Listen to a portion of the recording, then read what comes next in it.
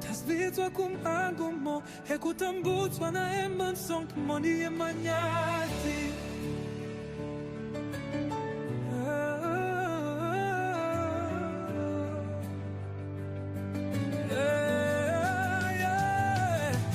Tasbitwa kumangumo hekutambutswa na emansonk moni emanyati. Simu tama oko wangu kutenda muziki. Ndicha simu tama oko wangu kutenda muziki. Geza, Geza, Geza, Zimai. Geza, Geza, Geza, Zimai.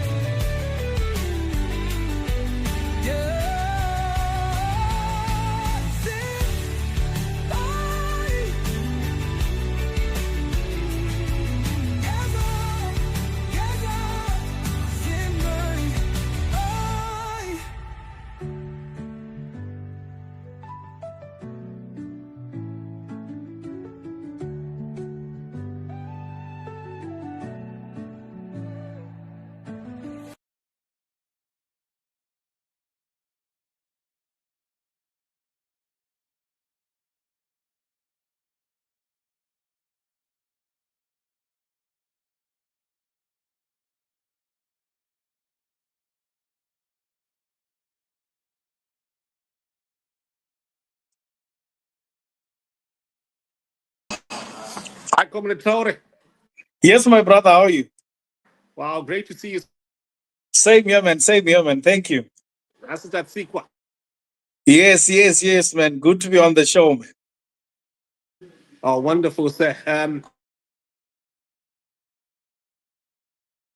We've got a gun instructor who should be joining us.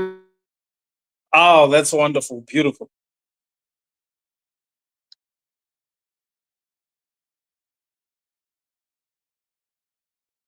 We need this gun instructor to explain to us the position in which Mnangagwa was holding footy E.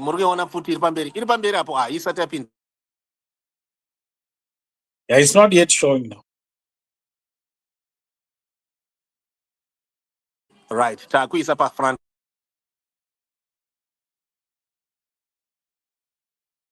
Yes, thank you.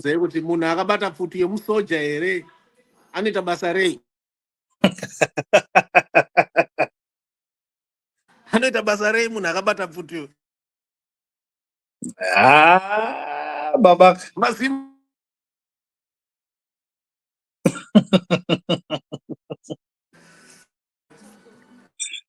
Right. Nazi tatsiko na Comrade Traore Mazimba.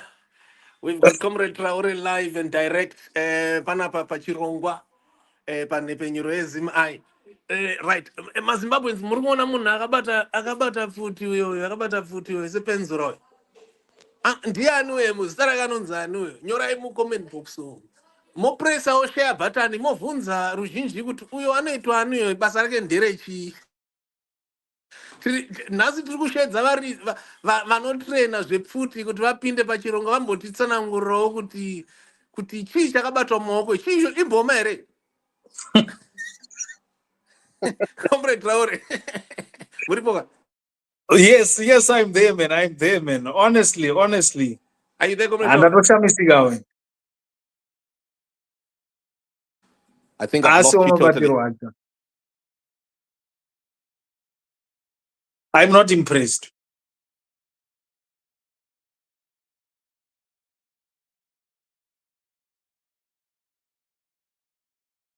It looks like I've lost you totally.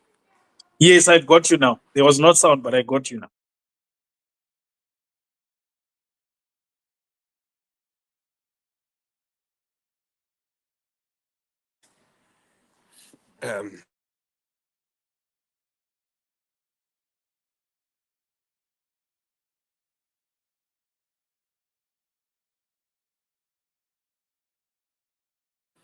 Right. Comrade Traore, are you back? Yes, I can hear you. I can hear you now.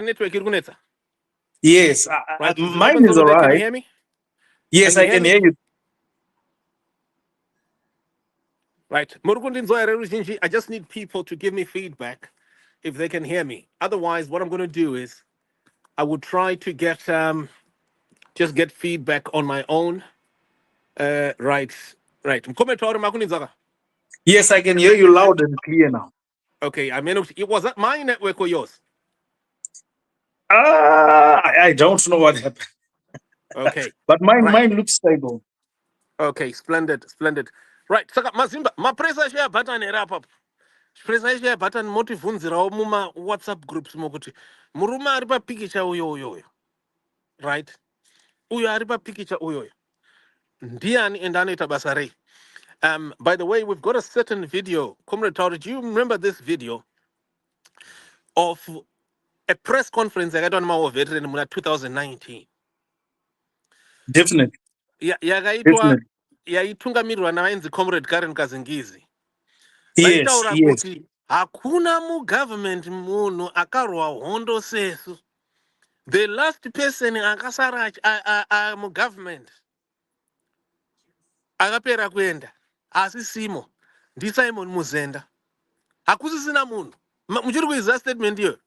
Yes, I vividly remember. I vividly remember the video. Svakanzi hakuna mucomrade, hakuna munhu akatrenwa wechisoja mugovernment. But statement iyoyoyo, hey, yatora makore mangani 6 years. Yatora Now 6 years everyone kuprove. can see Eh? it, man. Eh? Now people can plainly see it with hayo hakan. Futa Eh? akuna futa no batwa like that. Eh? Right. I was just hoping. Ndiri kufonera gun instructor kuti vauye panapa pachirungu vanyatsotaura. Tine article yapublishwa pazim aika iri kuongorora. Article iyoyo iri kutotaura kuti mutungamiri uyu anyadzisa nyika kuBelarus uku mabatiro aita pfuta. Muri kuona varungu avo, muri kuona zviso zvavo here? Mooti varungu vanenge vari kutoshamisika kuti munhu uyu. They're just in it for the money. Eh? They're Varungu just in muri it kuona for the money, but they're just equally surprised. eh? They're Varungu equally surprised.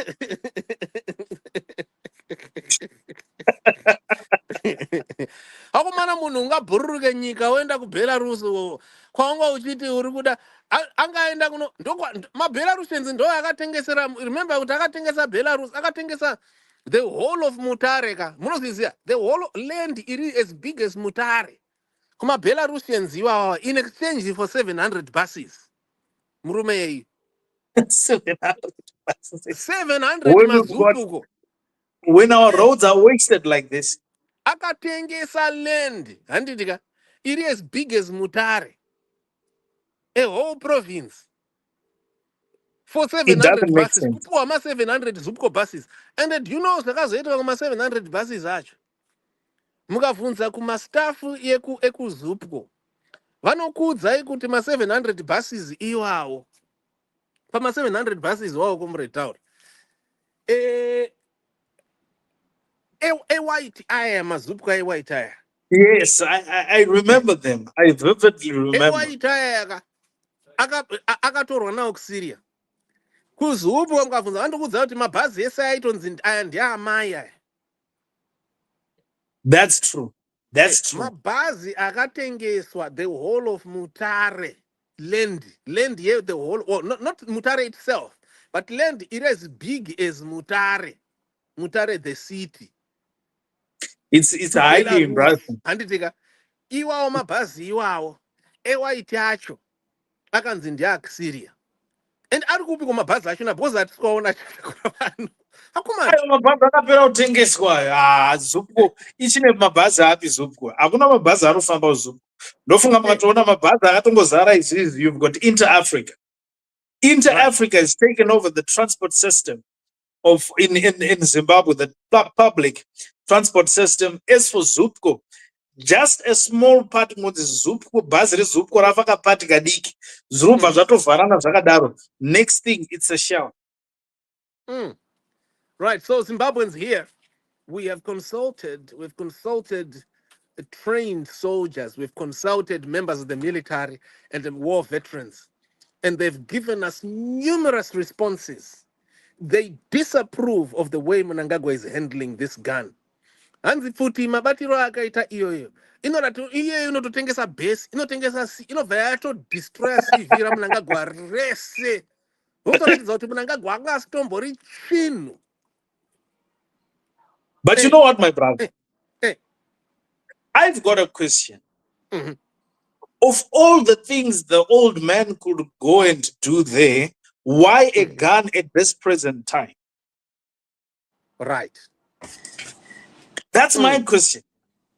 Because look at the state of our roads. Look at the state of our hospitals.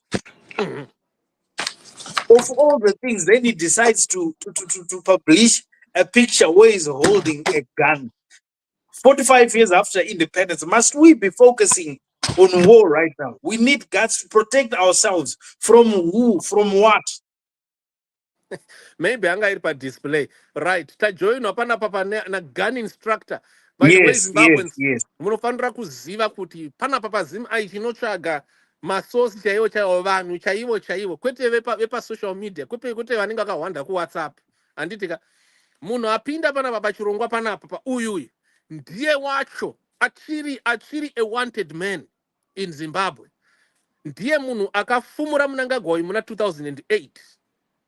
Aine secret camera akapedza sports ese Mnangagwa paaiurayisa vanhu pa 2008 paya akarova investigative journalism yakasheka the whole world kusvikira vote rigging yaMnangagwa vaMugabe vaDidmus Mutasa and the progressive members of ZANU-PF and the security forces had given up. They had said, look, we fought for this country, for democracy. So if Changirai has won, we then give. But Munu won. What do you want to akabata futi uyu. Ndiye akavatanga kuuraya vanhu. But pa time iyoyo munhu apinda panapa pachirongwa ikozo right now apinda pachirongwa panapa. Ndo vakabva vapedza masports vakafumura zvese. Right. Mr. Yuta, how are you good? How are you doing, sir? I'm well, Mr. Shikanza. How are you? No, I'm well, thank you. It's really great to have you.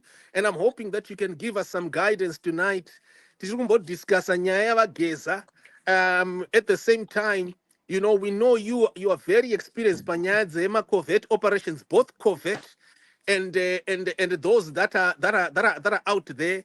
Ma operations foot chaiwo mabara paanoridzwa. Saka tiri kuona panapa pavayuda tine pikicha iyi yataona panapa nemavidhiyo ataona kuRussia nekuBelarus vamunanga vachimhara kuBelarus vabva vabata pfuti iyi.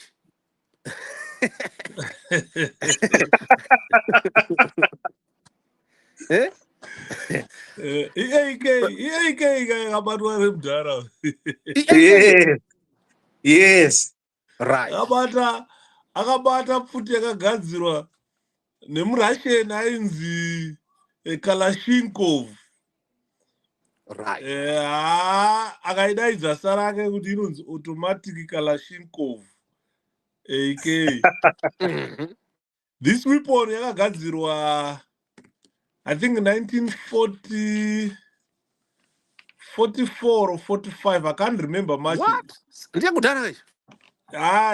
Ndiyakudhara sere. I heard it's one of the best. Yakagadzirwa 1946 ikazoiswa into full use in 1947. Ndosaka yakadaidzirwa kunzi automatic Kalashnikov for 1947. Ndo pakagadzirwa 1946 and was put in full use in 1947. A long time ago. It's a very old automatic rifle. It's an assault rifle, that one. But I heard it's actually one of the best. Not one of the best as such, but in advantages akawanda. Yes. Advantages ayo ndeyekuti stoppages ayo inenge empty magazine.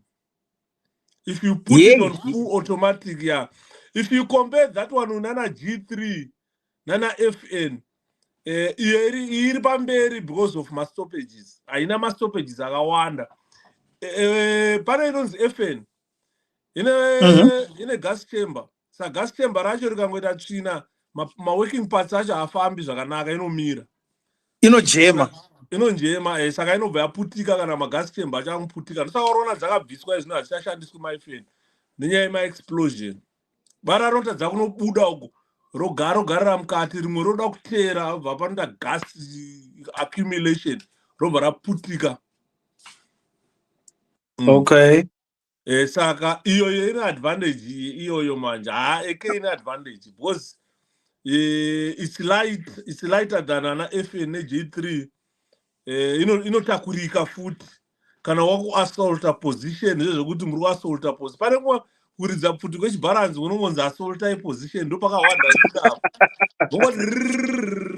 yeah kusina strategy sezvaingoitawo madhara ainguva dzehondo akasina nyatsotrainwa kaingobva watiza aya vanhu vaingokumbwa kamumavillage aingokumbwa mavillage ongosvika kuita 2 weeks chiwangowango nesks pane chimwe chifuti chakada kudaro so chinonzi sks chakagadzirwa kuchina chinoshandiswa pamadrills chiya ukaona pachimasoja achimacha chifuti chaunenge wakatakura ukachitarisa chinenge ak but unozoona kamagazini kacho manje kadiki diki so kanopinda 10 rounds chinonzi sks icho chakagadzirwa kuchina vaingotedzerawo ak iyoyi zvayakaita but iyo chisemi auto manje unenge uchirova round 1-1 achipinde full automatic. yeah saka chine machallenges chine machallenges ndozvipfuti zvakapuwa zanla force nechina hobo saka vaiti vakaenda kunorwisana nemabhunu anenge ane mafn inorova zvakaipa saka kana uri munhu anoziva pfuti chaichaika ukarovana nemunhu ane fn une ak unoziva mutsindo wepfuti wasiyana panapa iya pfuti yakurira FN is sniper's rifle. You cannot assault much position nayo. It's a sniper's rifle. Yekuti one man one bullet. Ndo dzedu isusu maFN ndo dzakati pambiri izvozvo izvo. Yeah. One man you one know bullet. yourself. You know your art. Hello? Aiwa atrenyu munoriziya. Aiwa hako ndakaita makore akawandisa stereka ndichitrena vanhu pfuti izvozvo idzi. Saka mabatirwo ayo ndiwe. Mabatirwo ayo akaitwa nasekuru apo ndizve. Ipovo mudhara handisi kuti akatombotrena vana kuiridza ipovo. Ibogus. Ikabatwa nachiwenga kudai so ndo panotanga kuvhunduka. Haikona kuti na general ndi general ayo ipovo. Yes. Asi chiwenga akabata pfuti so ndotanga kubvunza ko chef imimi ndima ichitrene saka kumauto ndo matrenero amaida kuti itwe raya bozwa unobata kudai so pfuti wakubata kunge tsvimbo kubata kwechigajere tsvimbo yekufudza mabhanditi kwete pfuti at least inini ndikangoona wakaibata wakadaro ndonoziva kuti ipovo ndokutorera. Saka what are the dangers? Wabata kudai so handokutorera. Saka what are the dangers manje? Madangers ari apa ndeyekuti vanhu vakadai so anonzi ma-accidental discharges.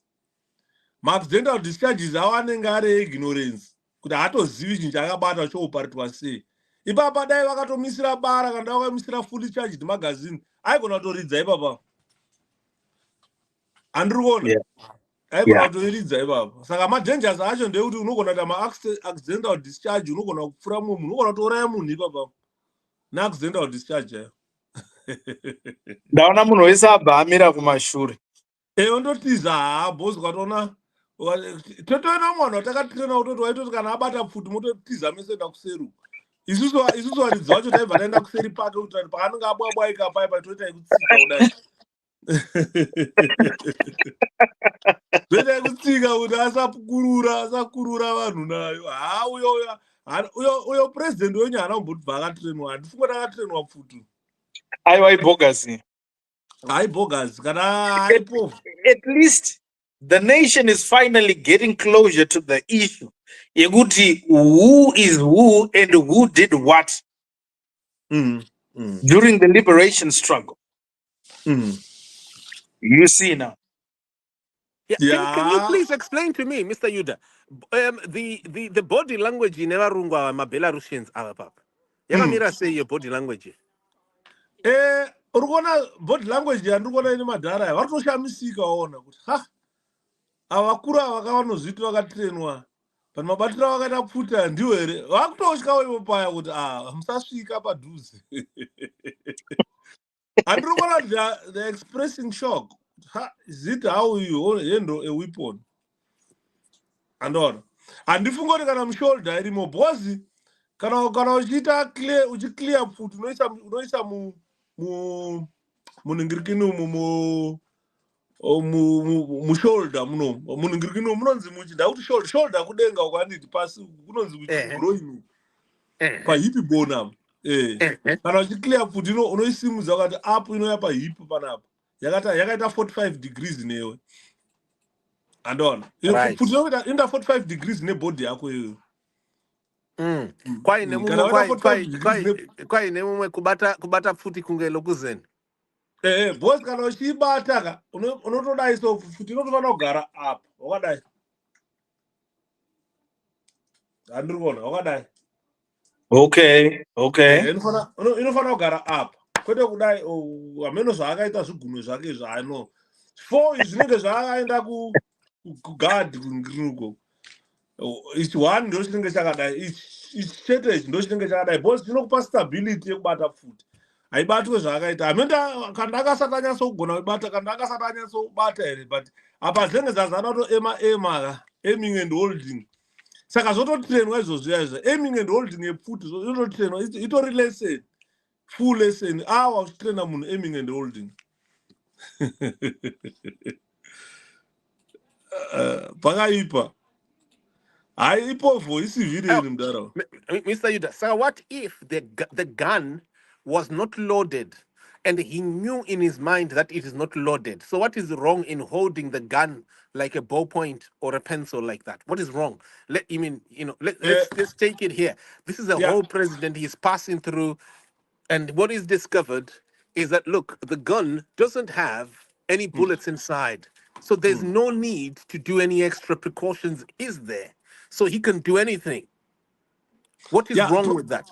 Yeah, the wrong thing every time weapon ndosaka kuchinzi motikari simba you are trained to drive a car anditi kana uchitraina kudrive motikari unongochinziwo drive uri kuleft anditi kunyangwe murodhi musina motikari unofanira kudrive uri kuleft hapana panovose drive uri kuright kuti road iri empty and those are the principles malaws or maprinciples ekudrive kwemotikari saka maprinciples epfuti magolden rules ari kuitwa tine magolden rules epfuti mabatirwo ukabata pfuti wakadaro chikaita chijairira kunyange ikazolodhwa kana nyange isina kulodhwa unenge wakungobata wakadaro saka kana uchidzidzira kudrive motikari drive kana uri kuleft drive uri kuleft usajairira chijairira chekuenda kuright pakana pakaita pacave unozobondera saka ikazolodhwa pfutiyo manje ka iye ajairira chake chanopedza vanhu anopfura vanhu those are the dangers dzekuti unoita complacence nepfuti unenge wakuibata mubatiro waunenge uchiita usiwo bhozi pfuti kana ichinzi button the shoulder barrel pointing downwards yakalodha paipai unotofanirwa kutoona kuti ndozvawatoita izvozvo handitoona kunyange uchifamba wakaita sei kana pfuti yako iri loaded ukanziwo button the shoulder barrel pointing downwards wotoita izvozvo paunonzi unload pfuti yako ndoya pahip bone panapa yakaita 45 degrees newe handiti wakanyatsobata wotoita zvese zvokuti selector back to safe zvese wotobvisa magazine awo wotoconfirma is empty zvese wotoita up and up down idrew repfuti randikutaura idrew iroro saka chijairira ukabata madangers acho nchekuti ukazojairira wakabata uchidaro ukazoilodha pfuti iyoyo uchapedza uchapuraya vanhu uchapfura vanhu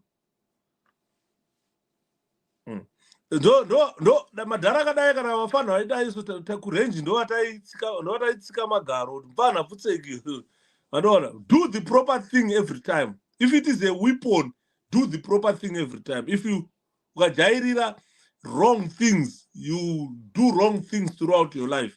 This is wrong. Nanga gwaka jaira is wrong. And if what I can boiriza ike yacho. Can you zongo iriza in passing and it on. And the answer. Yeah, pane kakaudza mumbijana. Zuru make So sense. how has he managed to run the country? Iye asingagoni kubata futi. Ipapo ndopada kuzoti mbonyaso analyze ipapo Mr. Yuda. And I think it will take us into our main topic that was more discussed. How counterintelligence operatives and the people, bloggers and the like are twisting information and planting words into people's mouths and the like and it will bring us into the discussion around statements that are being made about blessed Geza when people are demanding Geza ngadai. But I want to try and understand. Munu Mr. Yuda dambosheka history, right? Munu uyu akabata futi uyu. Takarata sanyasa pa history chaipo tazvinzo zvamataura imimi zvepfuti zvokuti hapana munhu yaana. But let us go back and be to history and just trace here. The wife of the former president Robert Mugabe. This is how she described Emerson just before the coup. She said, ndoda kukuudzai maZimbabweans kuti munhu uyu anonzi Mnangagwa aida kuuraya president kubva muna 1980 maelections apera muna March 1980 akaudza president kuti ndai kuMozambique muda kuraiwa nevarungu. Ipapo anga atorunga nevarungu kuuraya president. Aida kuita coup. That man, Makosini, that man is a rapture. Was it a rally? I remember. President. Kuti indai kuMozambique. Muda kuraiwa nevarungu. President vakaenda Mozambique. Mashero akati. Nyerere akati. Robert, I said, go back home. Anga asina AK-47. Kabebe anga ina kuti anga asina. But he had ability yekutuma president kuti indai kuMozambique.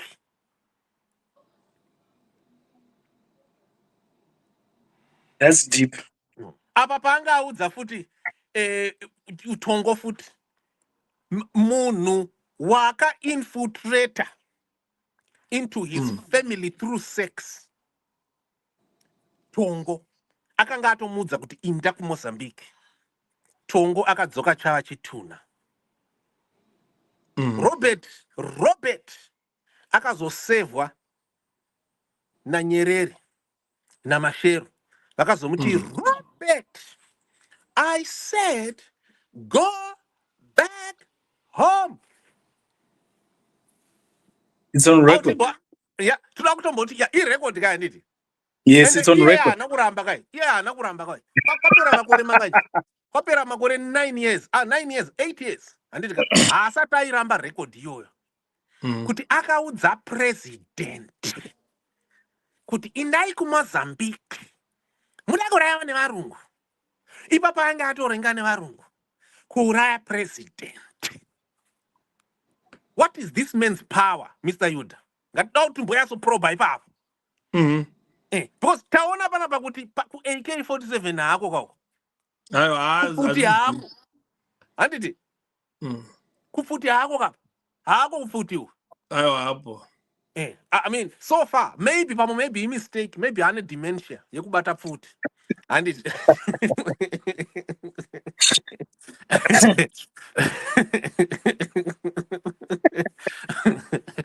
But kufuti taona kuti hako. But munhu uyu chakamupa power rekudza president vakabhelieve chii kuinda kuMozambique.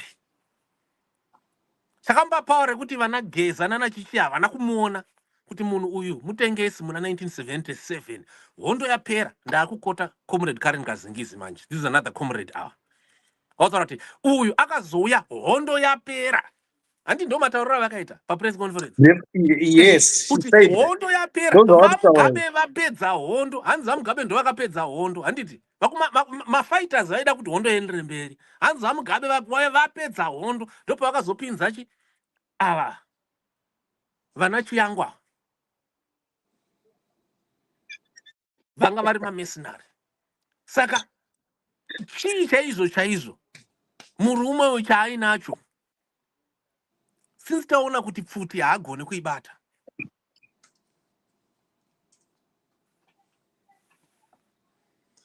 Right. Regai ndimbotaura zvishomanini. Yeah. Kuti ukatarisa pama-war veterans vaisapotwa naMudhara Geza paipai.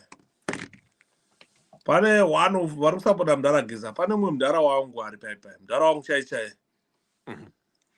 Handichatauri zita but akambomira neni in times of hardship. Zvezvokuti vanhu vachitaura kuti uyu anogona kungomuka akaurayiwawo. But mudhara wangu iye akamira neni, war veteran akamira neni. Saka mudhara uyu vanoziva politics madhara. Nekuti Mnangagwa chekutanga Mnangagwa akanzi akabhomba hameno zvaakabhomba here. Achibva abatwa ndakabatwa asati abhomba here. Mission yake achibva abatwa. Ndingoita in brief. Abatwa kudaro. Ari kunzi akaenda akatongwa kujeri. Vamwe vaitanzi akatongwa death sentence. That's true.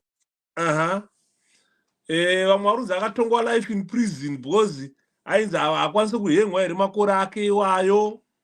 Yes, akazopona noti pakazoshandiswa birth bva panzi i-underage, so hazviiti. He's a minor.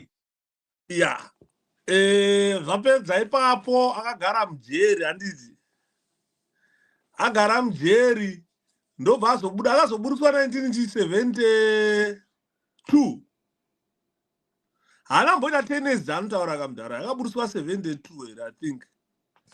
Achibva adhipotwa kuenda kuZambia. Aenda kuZambia haana kuenda kunojoina magandanga.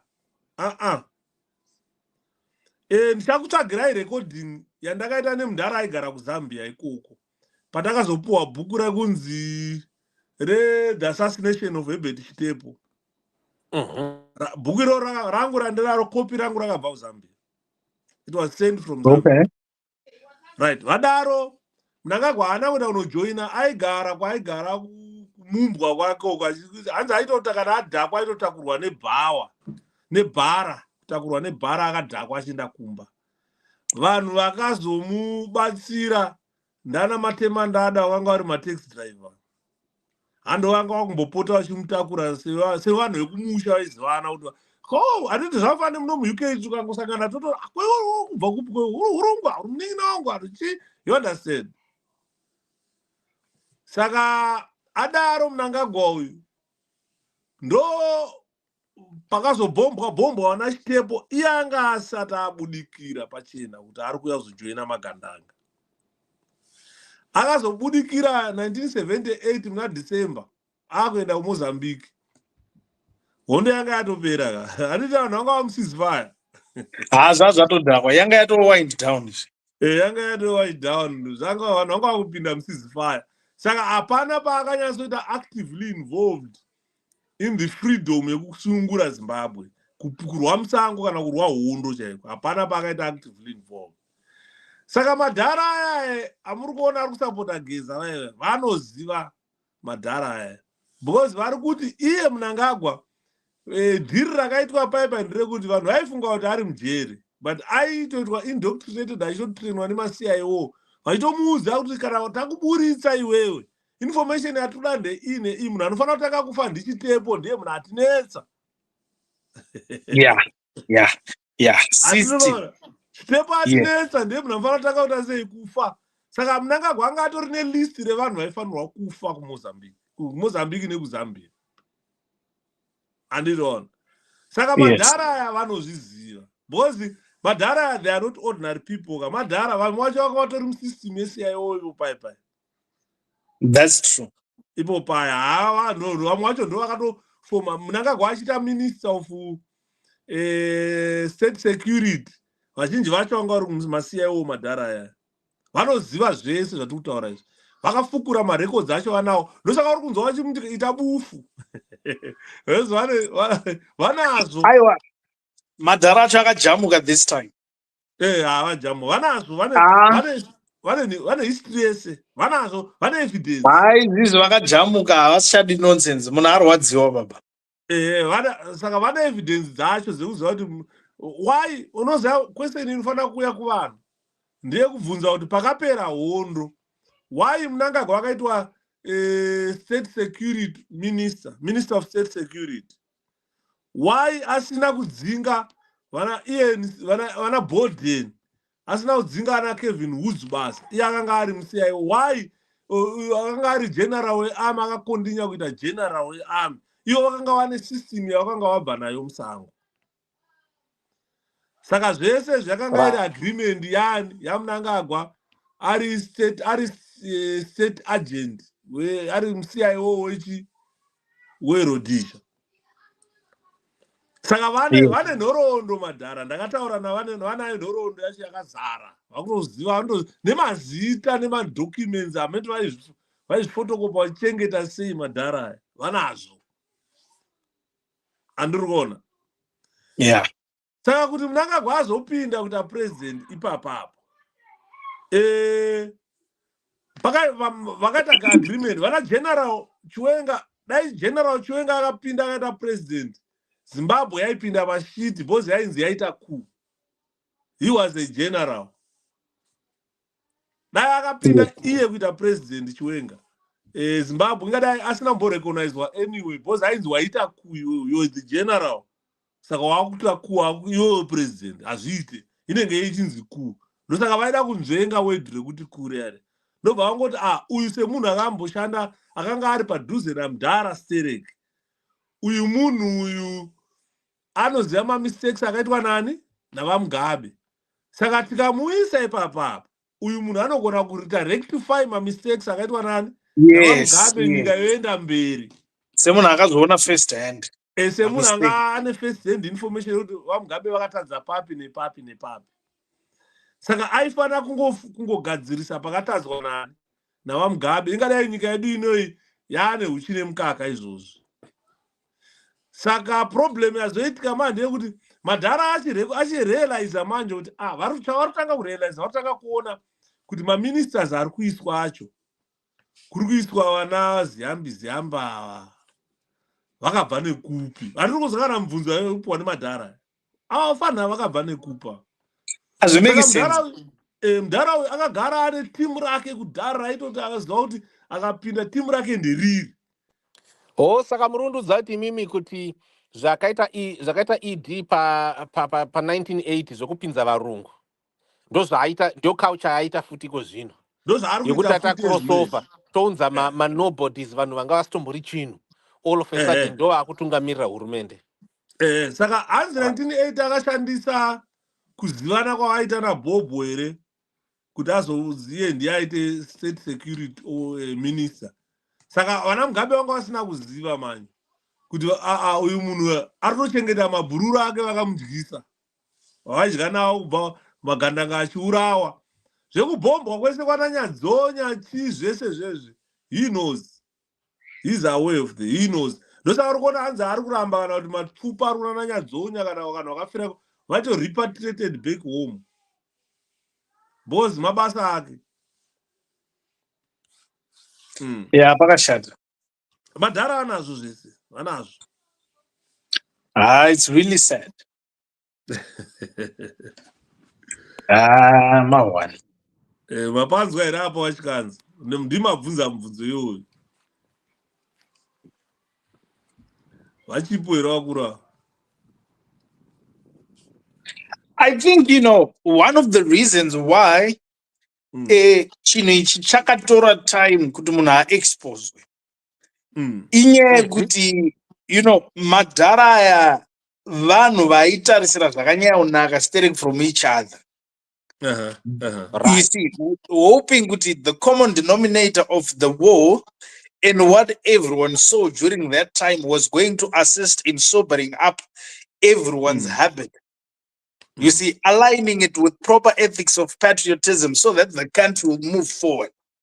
Yeah. Because there are certain things that if you go through them together, muchitambura, fighting for something, pamunochibata, you'd assume kuti we are going to use that power to do the right things, and normally no one will be ambitious for power or to outclass the other person, of which that's where that cunningness comes into play in other people and not in other people. We're genuine people, like Vanana Mdaram Zenda.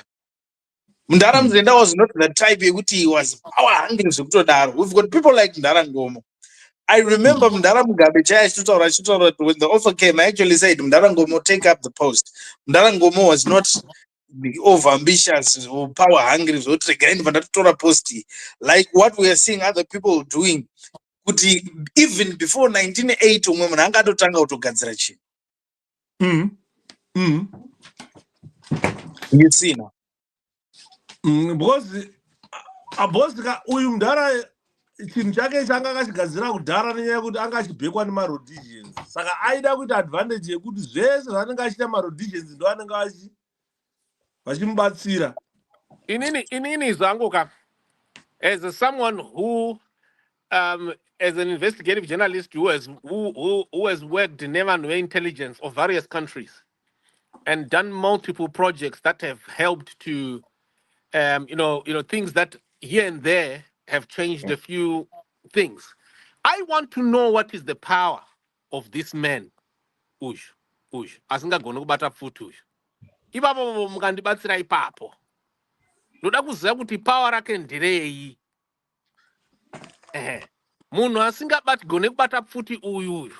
Simba rake riri kubva kupi? Rekupesanisa vanhu. Simba rake riri kupi? Because takadiscover simba iroro tinenge tapedza masports. And Mr. Yudaka, I would rather spend the next 6 months and I will do it. Kana munangagwa akasabviswa early. Studying. I would rather spend time. Ndakanyarara ndisinganyore kana any single story. Murukundiwa. I won't go up alive anymore. Ndichida kunyatsota dig ausati munhu uyu simba rake riri pakuti chii. Iye asingagoni kubata futi. AK rifle chaicho haagoni kuibata uyu atoratidza kutoti haana kana training ye-AK rifle. Saka zvakabva kupi? How does he have power? Right. Hanzi derives power from witchcraft and juju. This is Ruvarashe. No. Hanzi inobva kujuju power rake. Toda kuziva power. Because tinogona kutaura zvimwe zvinhu panapa handitika, but tinogona kutaura zvinhu, but you know what, at the end of the day kana tisina power katibatsiri chinhu. Asibatsiri chinhu. Right. Power power rake simba munhu. Ndakuudza something. Yeah. Power raMnangagwa he derived it from paakatanga kupinda pacho ipapo achibhekwa nemarhodhisions achiti ndite state security minister inini handitika. Right. Recruitment yavo yavaiita even today vairecruita vanhu hama unozati ane vana 4600 for a good example, ane vana 46 handiti 46 apo vamwe vanoroorwa vamwe vanoroora handiti kwavaroorwa nekuroora kuzi yatoi one family kai. Yeah. Yes. Saka naakurecruita vanhu vachipinzwa mumapolisi, army, prison, maorganizations aanoziva kuti aya anogona kumusustaina in power. Kwese uko kwakabatwa nehama dzake. Handiri kwakabatwa nehama dzake. Saka ndosaka uri kuona kana achiita kunge wambomona kana achifamba ezvino izvi simba. Unoverenga paclose security yake unoverenga kana vanhu 10 vari vazukuru vake. 10 paclose security. Muruboti vazuru vana vari vana vake. Nemwana wake anenge aripo ari head weclose security. Andiriona Yeah. ava Yeah. zukuru ava manje havasi vazukuru vaive kuti vane kushandisa senemizi kwamunangagwa ka vamwe vana vehanzvadzi vamwe vana vekwakaroora kuhanzvadzi uku vachienda saka vanenge vari vazukuru vanenge vachitozivana ipaipai kuti uyu ndinhingi uyu ndinhingi uyu ndigeorgi uyu ndinhingi uyu ndinhingi vakaungana vari vazukuru ndo vaanofamba navo paipai haisi close security njeyai Chinhu chemumba. ukaenda kuair force the same dai wakamunzwa paakambotaura kuti I'm their godfather masystems aya ese ndindakamaisa. He was minister of defense. He was the minister of security, state security. He was the minister of justice. Kwasina kuenda chete maybe kuhome affairs police. But my key ministries ese anobata nyika because ukaona vanhu vanotaura kuti nyika inobatwa nemapurisa nemasoja, nyika inobatwa nemagadi jeri. Because nhubu dzese dzinenge dzakazara muchikurubhu, materoristi ese vanakatsiru vese vanenge vari muchikurubhu. Andino ndakamboudza vanhu ndikati chikurubhu rere harisi jeri njye. That one is a political institution yai. Ndosaka uchiona kana pakabvana makomishina acho vakabva kwadirwa masoja ikokwe ndimunangagwa wese ngirini yangu yakudisappear futi naye anditoona ndimunazvi ukaona vanhu vari padenga vari panyanga kuprison vanhu vekwamunangagwa. It's really, the system is really captured. Yakaita capture state security. Yes, sure. Rega, just mira imkoma Macbeth vatange So, Tipama one. But what I'm happy about, Mkoma Yuda, what I'm happy about is that as a country, it's become obvious, we are all in agreement that the guy is a proper failure and he's a huge scam. And that's a good basis to reset national settings. And it ushers in a season of political tolerance whereby we'll be able to work together regardless of political affiliation to take our country forward. Because we've got something that is binding us together. Yes. People are sick and tired of the violence and a whole lot of things which people have been subjected to because of this person. You see now. So we are headed towards good times. Zvaurikutaura izvozvi ndakambozvitaura rimwe gore so but ndaitange ndiri kuprofita ndikati izveviolence zvitwa nezano zvichasvika pakumira izvi vanhu vachasvika pane inonzi consensus yekuti guys, yes, we are all bound by the country is ours. Haisi yemunhu. The more we fight, the more we destroy this country. You know the painful part? Every family has got a victim of political violence. That's true. You see now, every family has got victims of political violence. So you might know, I might be okay today and say, well, it's not happening directly to me. But you definitely know that tomorrow or the day after, you're definitely going to become a victim of the political violence. You know, gents, don't you think, Mr. Yuda, since you have given quite a lengthy narration of ED's background, your intelligence, don't you think what is needed right now to pedza munhu uyu could lift a standard re-intelligence? Not futi, not so much futi. Because takuziva kwake hakusi kufuti handiti. Kufuta anobhaguro. But kumanje ku-intelligence, accurate data. Murume uyu chakamubatsira kuti aigona kuudza president kuti indai kuMozambique. President vakabutokwira ndege vakaenda kuMozambique is because anooperator neaccurate data. Iya ine chinyango. Ndiri kunyepa. Ndizvozvo. That's true. Saka simba rake harisi kupfuti. I'm done. Yeah. Simba rake harisi kuma AK. Harisi kuma AK.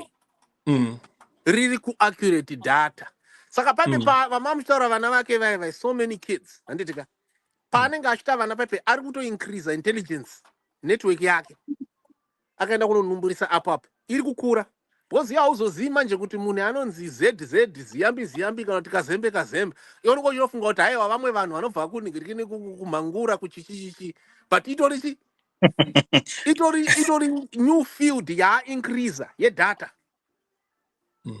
Yeah. Right? Munofonera kazembe kazuya kuti ayo munangagwa anofanira kubva mani. But bozo kuti mufesa utora nega. Ndiye munangagwa wacho. Ndizvozvo. Saka muri kuona Mr. Yudaka. Ndiri kutaura kuti achitombodiscussa munyaya achitaura kuti mukaona even Putin weauya. Putin ka chinhu chakamita kuti ave powerful is because he's an intelligence office originally. Saka pa accurate data apapo what must be done kuti field rite sei re-increase standard kuti tinoti bar handitika isumudzwe. Because munhu ndo zvaanoda uyu. Inini I've seen mama operations andaita Mr. Yuda. Muri kundinzwa? ED akashoka kurohwa nehana sokuti what? Pandakafonera kuSyria paipai Mr. Yuda. Do you know kuti ED akatanga kufonera nevanhu vandinoziva inini. That's why muri kuona kuti handina kukurumidza kuburitsa nigirikini yaya recording yaya.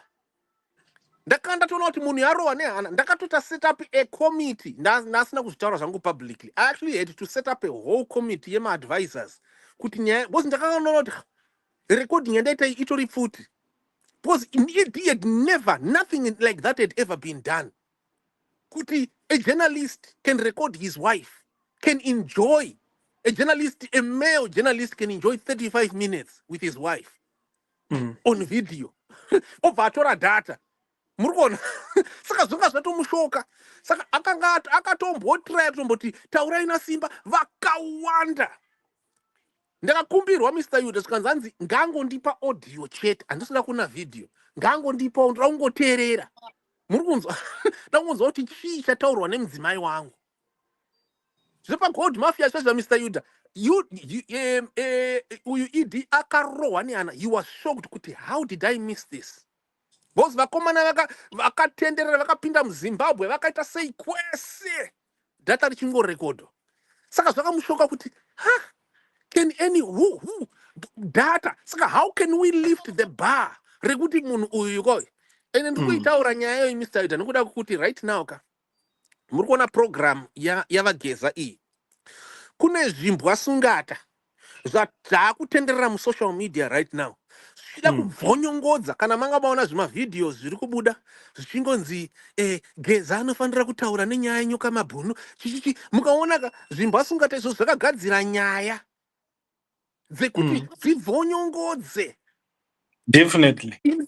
And zvicreate mhosva pasina mhosva. Kana makaona pane pandakazotaura naGambakwe nePardon Gambakwe for over an hour. Ndichimufumura ndakamuti ko iwewe ndiudze evidence yekutoka poison ndiratidzewo kana clinic record clinic zvayo kana nurse akakunyorera kana text message zvoshuwa Mr. Gambakwe taona poison yenyu. Because iwo waenda pavideo ukataura kuti iwewe une ma-injuries poisoning. Saka zviri kuita ndezvekuti right now hakuna kana munhu one atambovhunza Gambakwe. Asi unoona maZimbabweans vachienda ipapo in their tens of thousands vachiteerera vachitori tiri kuwana information. Hakuna kana anyone who has ever really questioned these things, suggesting kuti vanhuka people are now being micromanaged through disinformation. Field ramunangagwa riri kutoita sei riri kutospreada. Mufana anonzi nyoka yeMabhunu uyu Mr. Yudaka akapinda pamutambo rakede apapo atenderedzwa naiyeyu Gambakwe yeyu atonyeperwa kunzi iwewe ende mberi ita zvakadai ita achitoudza zvikanzi iwo ndiwe Geza wacho ende yet haana kana appointment yaGeza. ndaiye gambakwe yeyu akabva ati hanzi vanhu endai munoprotesta ndimi muchazoenda movha maenda kunodzura munangagwa kubva mustate house vageza havana kumbodaro Traore, did Geza say that? No. Did Geza say anything like that? Ndara did Kuti not vanhu say. endai munodzura kuudza macivilians kuti endai munodzura munangagwa mustate house. Asi Gambakwe akaplanta mashoko iwawa. Mukacheka charge sheet Mr. Yuda yakasungisa vanhu 97 vaivaya iri kutotaura kuti nyoka yemabhunu iri kutaura exactly mawords aGambakwe, which means kuti Gambakwe akasungisa vanhu ava 97, most of them vachiri mujeri right now, kunongori ne 3-4 vakabuda sori. Na this young man anonzi nyoka yemabhunu, meaning kuti intelligence handitika munangagwa ndoya ari kushandisa kutenderedza vanhu. Point was say apa kuti field re-increase way. Let's hear from you, from your experience. In Magamurumum Security Services, guy. Tell us.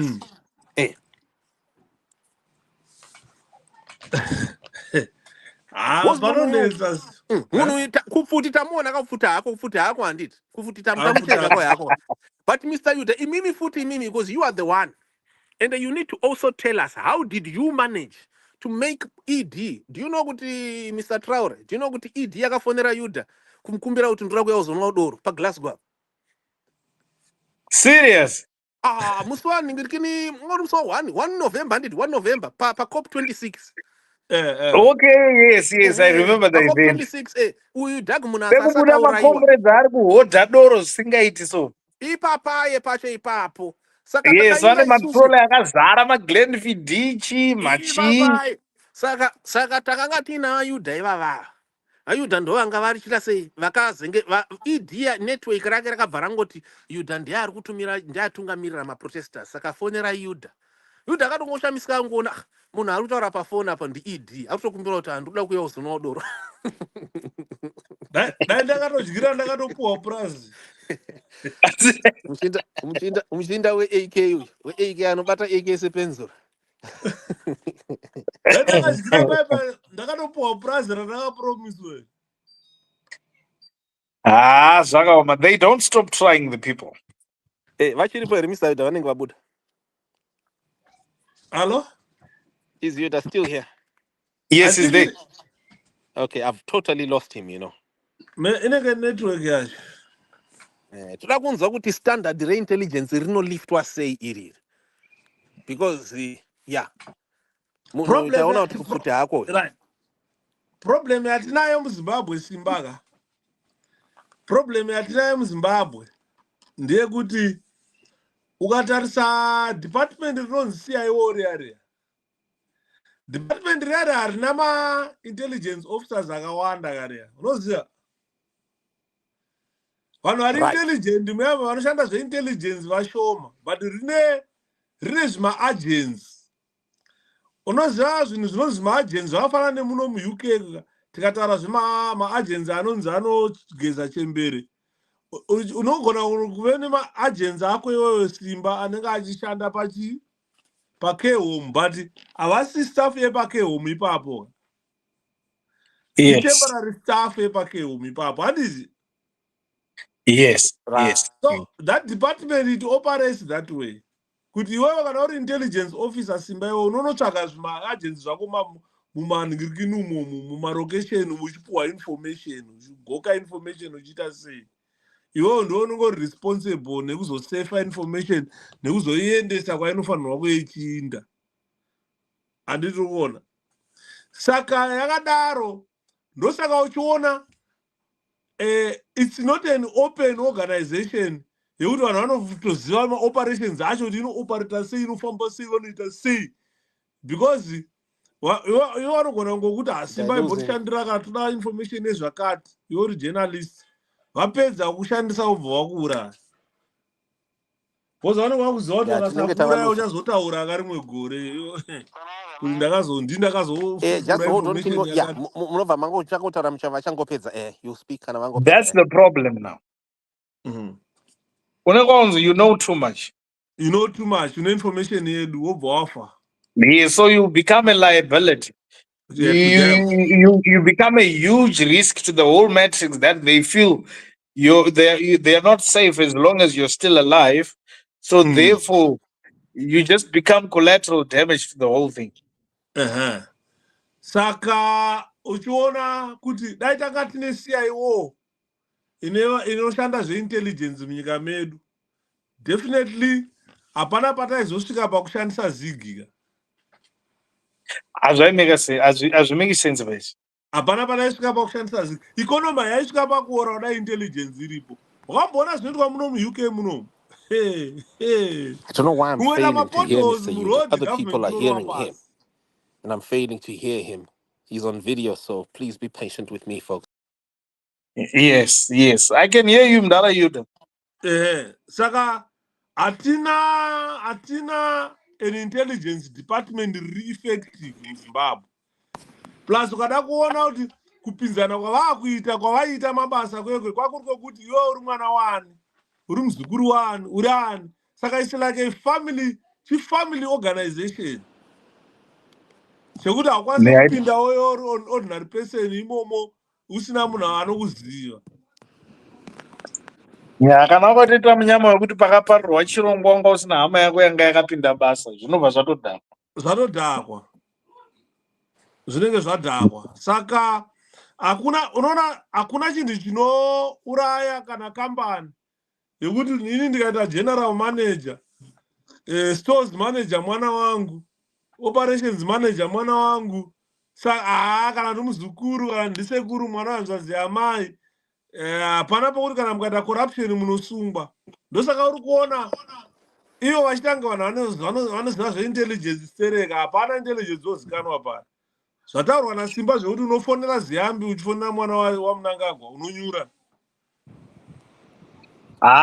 Nepotism compromise standard yechinhu. Because chiziyano chinenge chawandisa, so there are a lot of things that are compromised. There are a lot of things that are overlooked in the process. So the end result, the product is very, very much compromised. That is why it's in favor of individuals instead of safeguarding a whole country. It's biased towards individuals, pushing interests of individuals, cartels, whilst the masses that must be protected are subjected to harsh conditions. You see, so I very much agree to what you're saying. Yeah. Saka hondo yapo yaye kuda tobuda sei imomo warume. Ndopane hondo chete.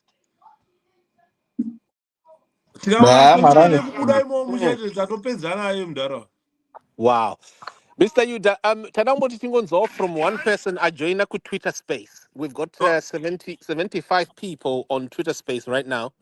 And we've got Macbeth who wants to ask a question. Macbeth, shall we give you 2 minutes so that you can join in? Shoot, Macbeth. 2 minutes will be very enough. Okay, thank you. You were talking of Kubata food when you were eating them. It's not food. Sugar. There are people. The guys who are food church out there. Varuse makuwa kutanga mvura makuwa kuchireza makuwa kwakasiyana siyana. Zimbabwe yasarwa nevanhu vasina kurwa hondo pati vari muhondo. So we mustn't rely on those who fought for Zimbabwe. Let us fight for Zimbabwe in this new era. Come here, I was born in 1987. So how come you're still talking of 40 in the era in 1970, 2000 that are coming up? Let's talk of another ways of getting Zimbabwe out of this barbaric system. Zimbabwe iri kupona each and every day and kuti yakarurwa nehondo. What are you trying to say? Kuma 1980s na 1965 kwakatanga hondo kwakatanga ZANU-PF kuairfields. vakatanga ZANU-PF yaifunzika kuona yakasunungura nyika.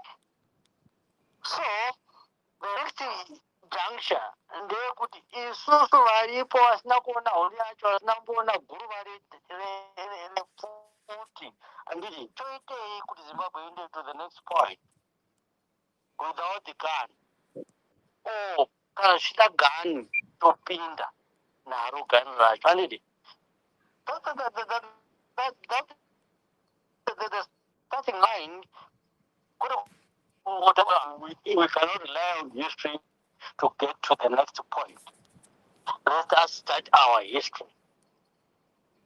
Totangira ipapo zvinda zvimberi vanaendesa kuti akabata futi here kana akabata futi ratitonge or start.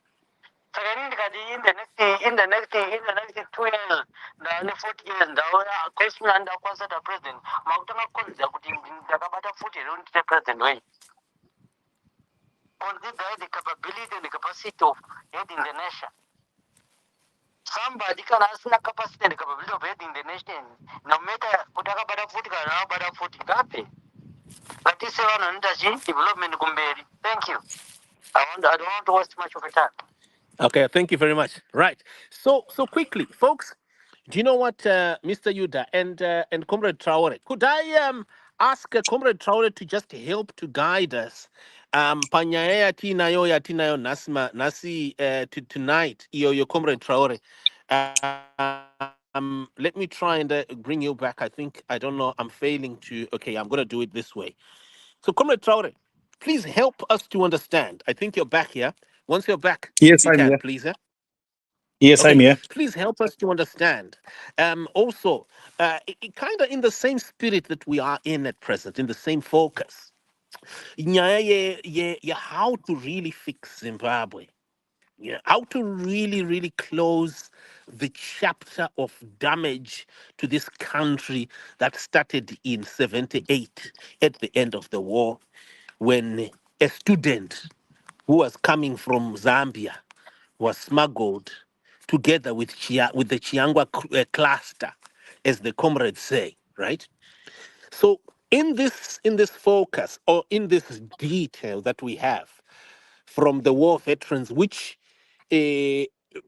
Emerson Mnangagwa has not denied, how can you explain, please, the different topics that have suddenly started popping up yesterday and today that are attempting to point fingers and that are making certain demands on Comrade Geza, that he is related to a certain Nyoka Mabhunu, or that Nyoka Mabhunu is his spokesman, and certain demands that are being made. And I think you've noticed there are some audios that are floating, one or two, that is also making accusations against you for refusing to associate or to connect, or can I say to align Nyoka Mabhunu with Comrade Geza. Please guide us here.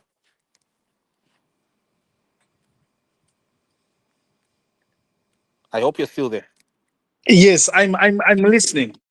Yeah. So please guide us. I know you got distracted there. Chimboti guidawo ruzhinji, because ruzhinji vada kunzwisisa chii chiri kuitika chaizvo. What is the position? Does Comrade Geza have a spokesman? I think Comrade Geza mentioned that if there's anything important, I will come and say it myself. This is something which is on record. He said, I don't have a spokesperson presently. If there's anything that needs to be addressed, that needs to be communicated to the people, I will come and say it myself. These are the words of Mdara Geza, which are on record that everyone can allude to. However, in a revolution, the greatest challenge that we're facing now is the understanding. Few people have got the understanding of how to absorb pressure in a revolution. I don't know if I'm talking sense, my Simba. Right. Okay. I'm listening.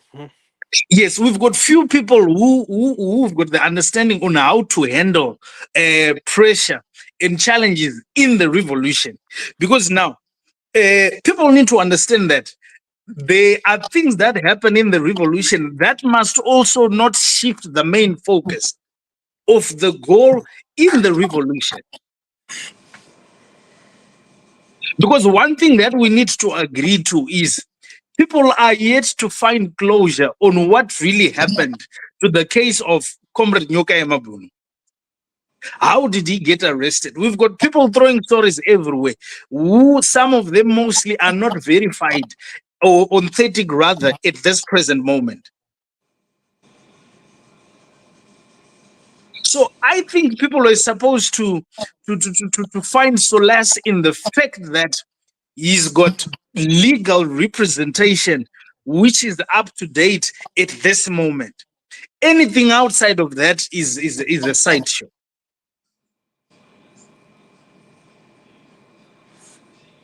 Right. Okay. Thank you very much. I think this really kind of. I don't know if anyone has got questions. There are people who have been asking us questions. I saw a video that someone sent me. There's a young man who did a street video while he was walking, and uh, and he made it clear that Comrade Geza has never had a spokesman. He doesn't have a spokesman. I don't know who that young man is. He shot a video while taking a walk, and it's on YouTube. And that video, from my understanding, folks, is the most accurate video. And the events around Comrade Nyoka Mabhunu are not a surprise. Zvinhu zvakarongwa nemunhu anonzi Pardon Gambakwe. I'm just trying to explain it so people can understand the background. Well, my background. Everything has got a background. So quickly, what has happened to Nyoka Mabhunu? I don't know how I need to do this. Maybe I need to put it as a headline so people can get a concept of what this is. Everything that has happened to Nyoka Mabhunu, a young man called Wellington Masiwa, was planned, arranged, and doctored by a man called Pardon Gambakwe and a few other people who were working under the coordination of the Emerson Mnangagwa intelligence system. The agenda was to trap the young man and distort his messages and distort his activism and then eventually cause harm, bring harm to innocent people. Everything that has happened to him is actually written down. And I, myself, Simba Chikanza, have got the full paperwork of what was exposed way before it had happened, weeks before it had happened. So people should not expect any other person to come up to try and salvage something that is already salvaged and that is already explained. That was already explained and salvaged before it had happened. So I'm just saying here basically, Vanu, Zokerai, kwa makaswera, kwa maswera, musapinde, motanga kutaura nyaya, dzakatopedzwa kudhara. I'm hoping ndataura pachikuru ipapo. Musapindire nyaya dzagambakwe dzamuri kushandiswa nagambakwe mutaure. Munhu anokutangira nyaya. Mr. Yuda. Munhu anokutangira rumaka. Anokutangira nyaya. Okuudza zvekutaura. Yuda, taura kuti iwewe kuti prime minister haasi kuLondon. Izvozvi so ari kuHarare. Iwe wataura kudaro iwewe. After that munhu iye ndiye anouya. Wazopinda pataiti obva atanga kutaura kuti aiwa Yuda atori pataiti izvozvi so ataura kuti iye ndiye mashoko akanga amupa. Muri kunzwisisa? Apa Zvaumo. wakuda kuti munhu aexplain mashoko ako iwewe. Saka everything zvaitika kuna Nyoka Mabhunu hapana kana one chisina kufumugwa chisati chaita zvese zvakafumugwa izvizvi zvakatokonkludwa kudhara zvisati zvaitika. Nokuti isusu kubasa kwedu isusu kuinvestigate, isusu tinoinvestigata. Some people have accused me kuti ndiri munhu weintelligence. Hanzi simbachikanza munhu weintelligence. Data rake iroro anenge ariwana sei. I remember at one time anenge ariwana sei data iroro. But ndokubasa kwangu ka munhu wese ane munda wake, munhu wese ane badza rake. Handiti. Saka badza rinotoshanda chete kana munhu uchishanda uri murimi ka. Badza rako kana riri badza rechokwadi rinotoshanda chete. Saka nyaya yenyoka yemabhunu iyi, I hope kuti we were putting a rest to it. Inyaya yakatopedzwa kudhara isati yatomboitika. Yakatofumugwa, zvakatogadzirwa. Vese vanga vachida kuzviita zvese izvizvi vakafumugwa. Mabhunu, nyoka yemabhunu asati atombosungwa. Saka right now hapana anything chekuti munhu mungada kushedza sekuru vari ku onini ukoko. Vari kuchimanimani kuti vataure nyaya yenyoka yemabhunu. Vanoda kuti vataure kuti chii. Nyaya yakapera kudhara. Yes. Except kuti kana uchida kuda kukuvadzisa vanhu vasingazivi, uruda kuti ukuvadzise vanhu iwewe vasina manje knowledge yekuti nyaya yakapera kudhara. Nyaya yakatofumugwa kudhara. Plan yaGambakwe nemasiteni ake vana Hubert Anjo yakatofumugwa kudhara. I hope kuti ndaexplaina chinhu. I hope vanhu maZimbabweans manzwisisa. Vanhu vari kungoseculate kuti mabhunu. Pana anoitwa Saru wakauya ari kupi nhai ngauye panapa. Kosei vasingapindewo vachitivhunzawo. Tozoona maakutumira maaudios asina information, asina data. Muri zvigana zvamunangagwa here kuti munenge mangotenderedza maaudio ane zvinhu nyaya dzakapedzwa kudhara. Maakuda kukanda mazita. Maakuda kufoseredza vanhu vakaita savana Comrade Geza. Vasitombori munyaya yacho. Vasitombori ine anything to do with it. Vakatozvifumura kudhara izvizvi. Vakatotaura vega. Comrade Geza vakazvifumura izvi musi wa15 November pavakauploada video ravo. Vakatozvifumura vega. Zvese zvaitika izvizvi. Maakuda kuti vataure, kuti vakomente vachiti chii. Right. So here we are, folks. Any other question before we shut, It's been quite a session, right, tonight? Yes, definitely. Pane message yanda receive andisutara zita racho Simba. Message yabva kune mupana wangu so ari kuZimbabwe. Mpana uyu asi mpana wangu mwana wamai wangu kana kuti ayo. Wafana wemaraini medu but ari kusiya iwo. Andisendera message hanzi naida kupindura message yangu kumasimba but munongoziva basa redu iri. Hanzi pawa ramunangagwa zhinji racho rinobva kun'anga ndidzo dzinomusimbisa. Hanzi Mutendi is one of them but anoruma achifuridzira. Right. Hanzi vanoenda kushiraini iri kugoko. The rest ya history. Handinoziva zvakawanda ngoma but zvinoitika ikoko handozviziva. Right. Message yabva uno mupana wangu ari kuZimbabwe mupana. Aiwa ndamboiona yakanga yakadaro mumacomments imomo. But tell me something, ko ng'anga idzo dzanga dziri kupiko paGold Mafia paipai sei vakatadza kufumura? Yani? PaGold Mafia paipai. Dzanga dziri. Vakomanawa. Masimba eng'anga anga ari kupi paGold Mafia pai. Munoziva kuti Gold Mafia pai pakapedzwa masports pai. Gold Mafia yai pakapera. I don't know why vanhu vakangoti Mnangagwa ari pari president. Ndinoona kuti ane chivuno. Aiwa, regai ndikudzei Mr. Yuda inzwaika. Gold Mafia ine zvayakaachiva zvakawanda. Regai ndiratidzei 1 2 3 4 5. Regai ndikudzei 1, right? Network rearia mukainocheka pamasanctions akaiswa akamlesh Patni. Muri kundinzwa? Kamlesh Yes. Patni ndiye akabata. The reason why Murnoti Mamunangagwa iko zvinoka. Haasisina that much money. You need to check here. Kuti munhu anga akabata goridhe, the most of the gold ramunangagwa ku Dubai. Munhu akabuda pa video pai. That British citizen akaiswa pa sanctions.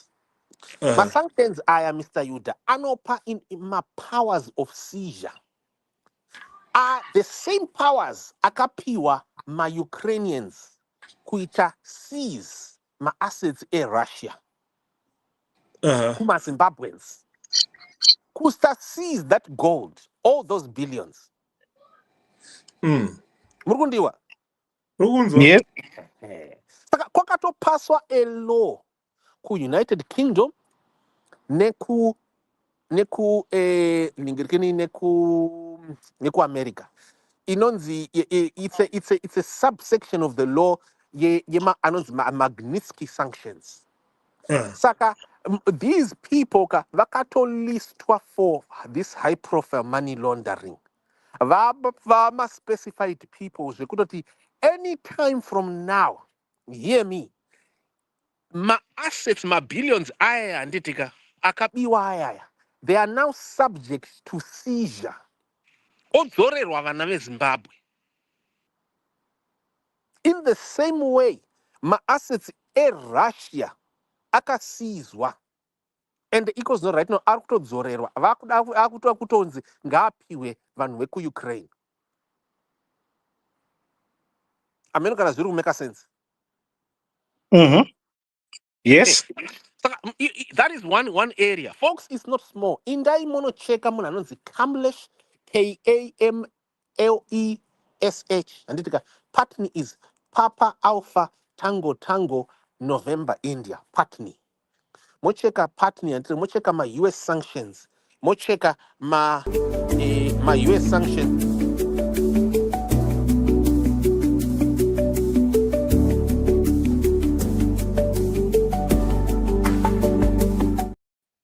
Apologies.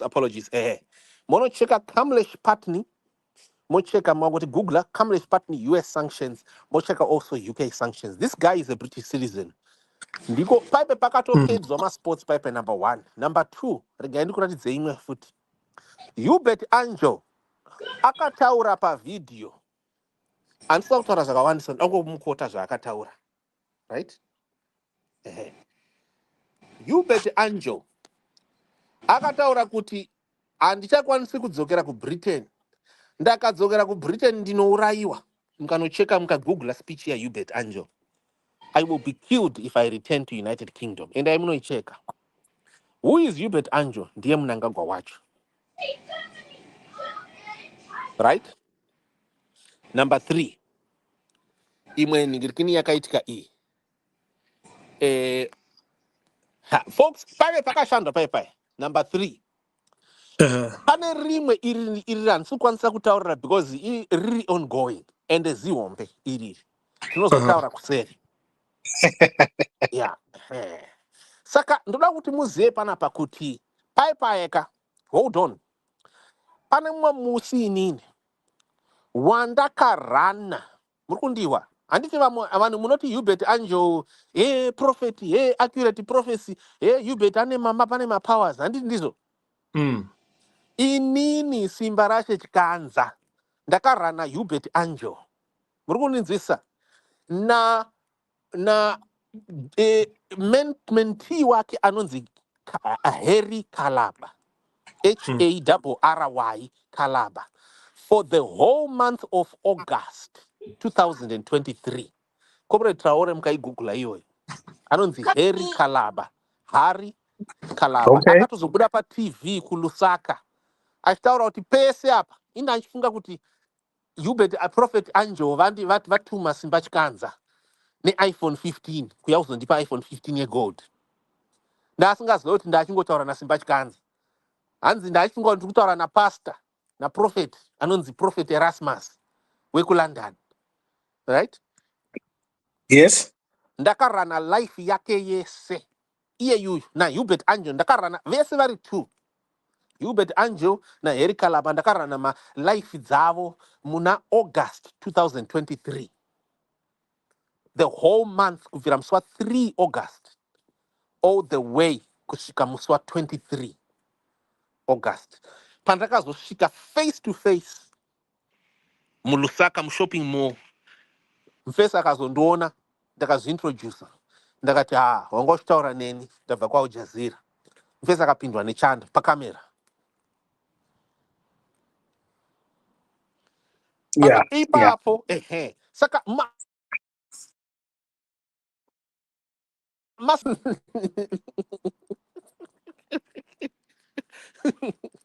pandakarana vari 2 ambassador waED handiti, right? Ataura ambassador waED yeyi handitika, right? Hubert Angel naHeri Kalaba ndakarana zvinhu zvavo for the whole month vasingazivi vari 2 kuti ndiri kuamhanyisira zvinhu zvavo. Ndini ndiri kutaura navo. Indriye prophet Erasmus ari kuLondon.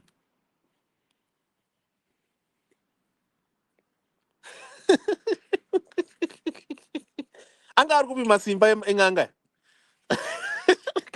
Pakashata.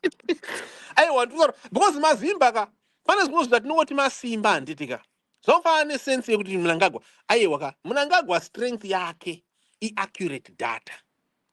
Akapiwa accurate data neintelligence yekupi yeRhodesia. Akadzidziswa masystems echi ende aipiwa data nemaRhodesians kuti atore nyika. Saka Mnangagwa values data. Ndiri kukuudzai kuti inini ka pandakabva inini background yangu, right? Vamwe vanhu vaifunga kuti ndine background yechisei. Oh, hear me. Background yangu inini ka ndeye data. Ndaicollecta data remainsurance ka ndindaigadzira data remainsurance companies, 3 insurance companies at one time. And ndio background yangu chiri mwana mudiki ndine 1920 right up to the age ndane 24 years. So after that ndazopinda mujournalism ndakaramba ndingocontinua. Saka I value data. Muri kuona Mr. Yuda ndinogona kuspenda 5 days imi pamunoverenga something for 5 seconds ini ndinospenda 5 days ndichichiverenga ndichidzika handiti muri kuona. So ndiri kuti inini ED masimba ake real powers ake. Now that we know kuti ED haasi papfuti apa akwane apa handitika kwake chaiko kuaccurate data munhu uyu. Ende munhu uyu akangounzirwa someone else ane accurate data apera uyu. Munoramba here? Munhu ED uyu data chete akangounzirwa accurate data uyu munenge matomupedza ED uyu. Because kupfuti hako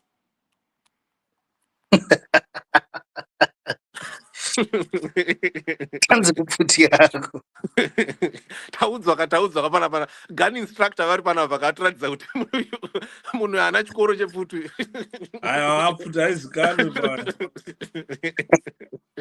Haizikanwi.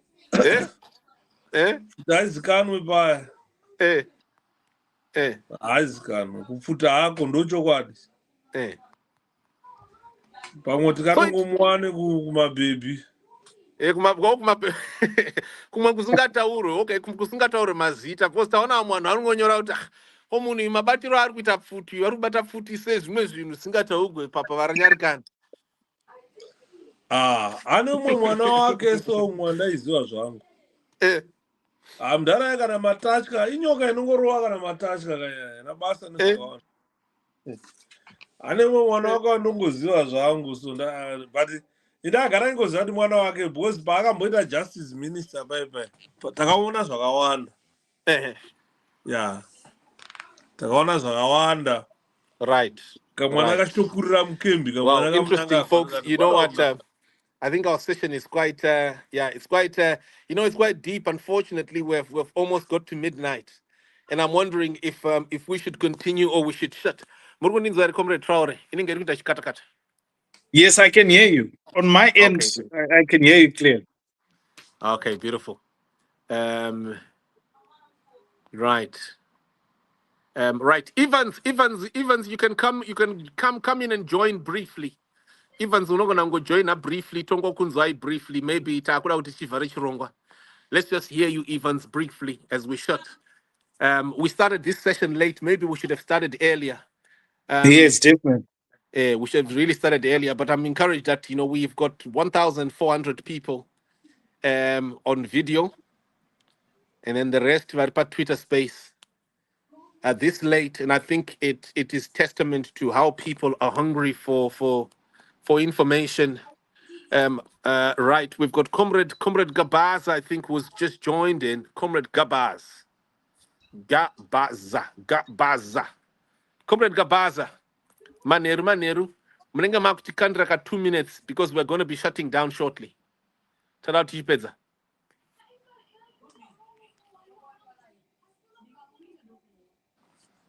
Comrade Gabaza, shoot.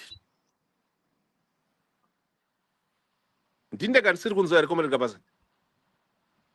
No, we cannot hear him. I think something is happening with his network or connection. Right. He hasn't come through yet. Yeah, I think kana zvanetsa tinenge takutongoshata folks.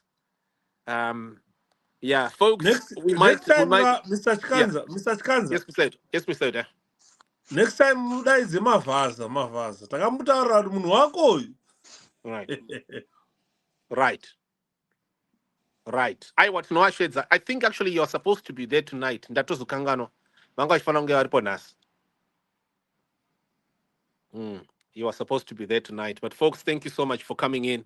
And it's great. Thank folks, you, man. Thank you, man. Circulate the circulate the live. And we want to hear about Mena wa Idi, Mwana wa Idi, iwe Simba wa kata Yuda. Okay.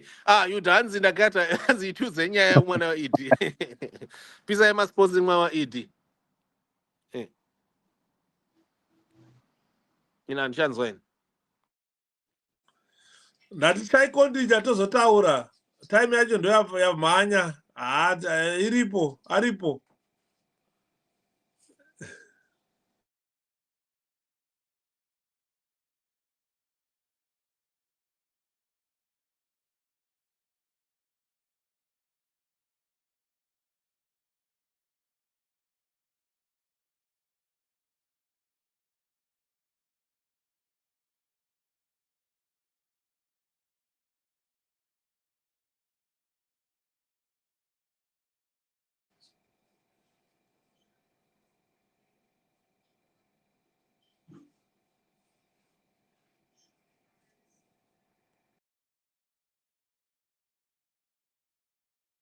Okay, I think Baba Vatungo Inda.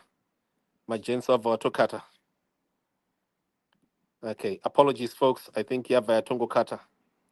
Apologies. We might need to end. Okay, thank you very much, folks. We're now ending.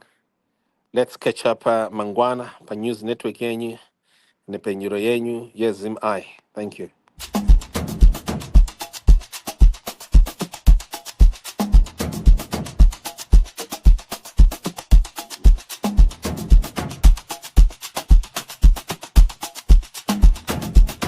Tasvitswa kumangumo, hekutambutswa na emansonk moni emanyati.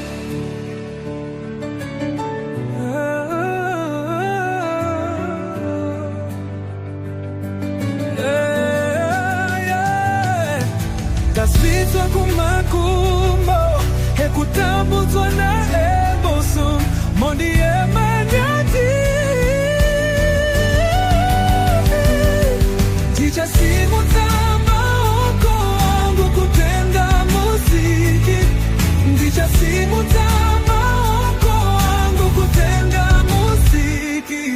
Geza, zimai. Geza, zimai. Geza.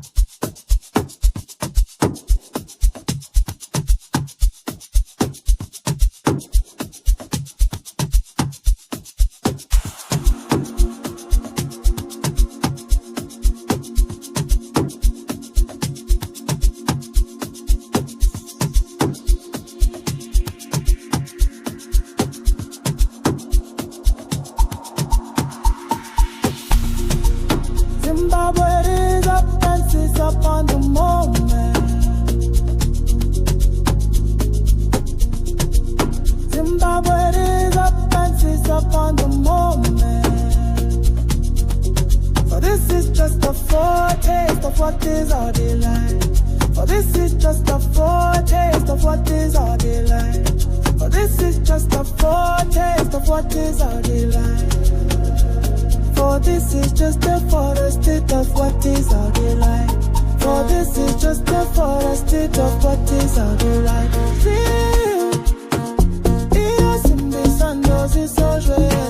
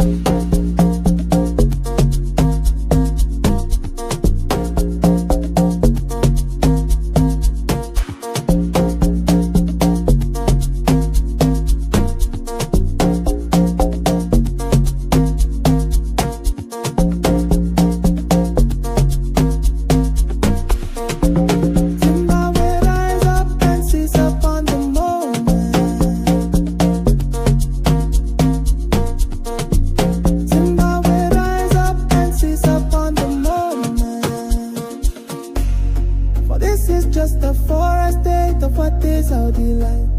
For this is just a forest state of what is our delight. For this is just a forest state of what is our delight. For this is just a forest state of what is our delight. Simbi sandozi sojo se.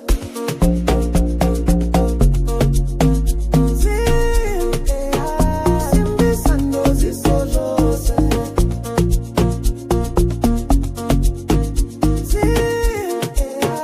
Simbi sandozi sojo se.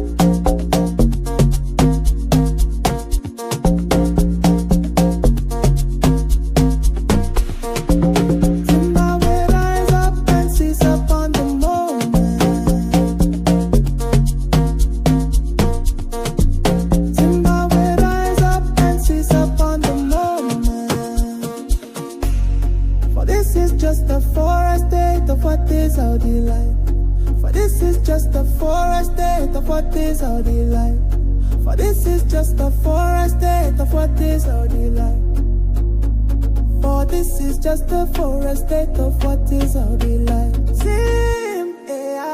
Simbi sandozi sojo se.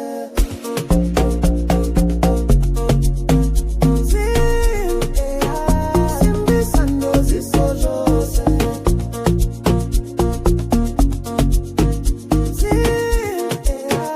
Simbi sandozi sojo se.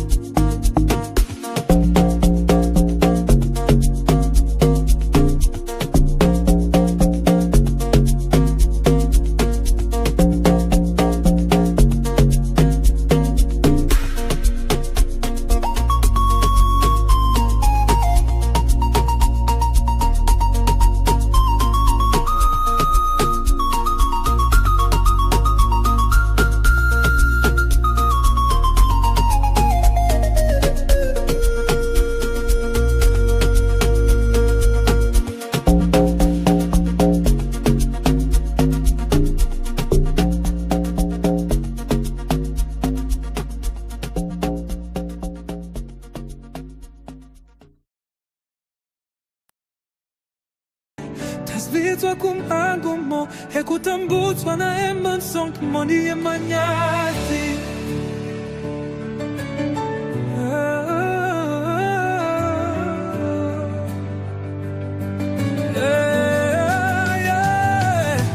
Tasvitswa kumangumo ekutambutswa na emansonk moni emanyati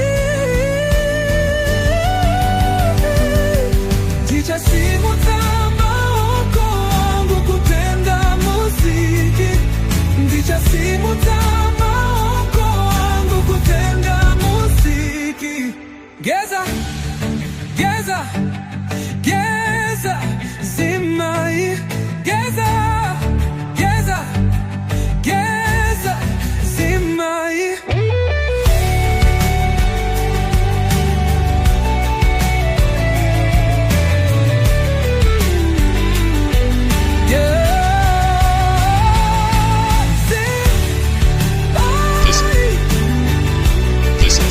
Semi-media broadcasting all round. This is semi-media broadcasting all round the world on the spot.